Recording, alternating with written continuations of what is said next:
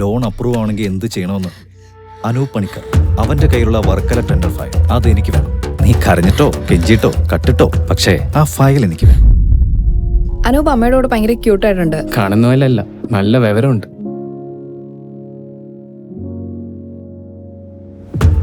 നീ ആ ഫയൽസിന്റെ ഫോട്ടോ അയക്കും.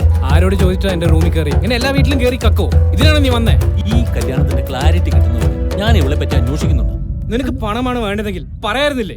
Revati Shivan. Personal details, friends, family, I want everything.